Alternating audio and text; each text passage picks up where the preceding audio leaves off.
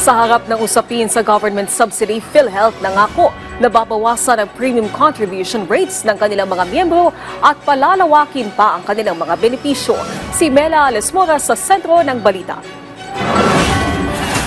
Tiniyak ng Philippine Health Insurance Corporation o PhilHealth na nakahanda silang mag-adjust sakaling tuluyan ng isabatas ni Pangulong Ferdinand R. Marcos Jr. ang 2025 General Appropriations Bill nang walang nakalaang anumang subsidiya para sa ahensya.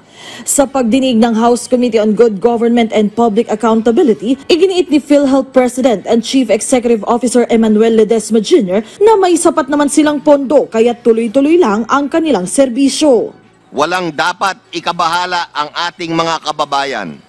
Sagot po kayo ng PhilHealth.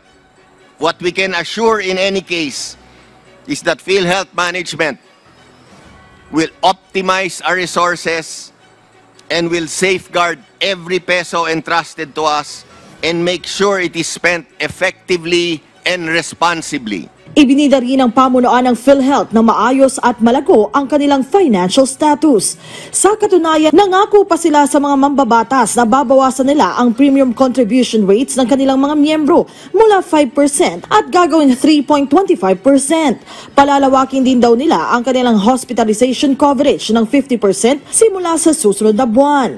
As of October 2024, PhilHealth holds a surplus of 150 billion pesos and a total reserve of 280 billion pesos, complemented by an investment fund nearing 490 billion as of November 2024.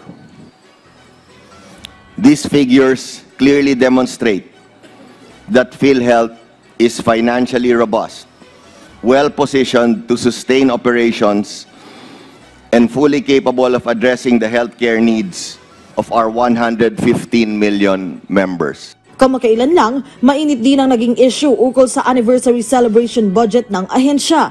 Pagtitiyak ni PhilHealth President Ledesma, magiging mas maingat na sila at tututukan niya mismo ang mga alokasyon at gastusin ng kanilang institusyon para hindi na maulit ang ganitong usapin.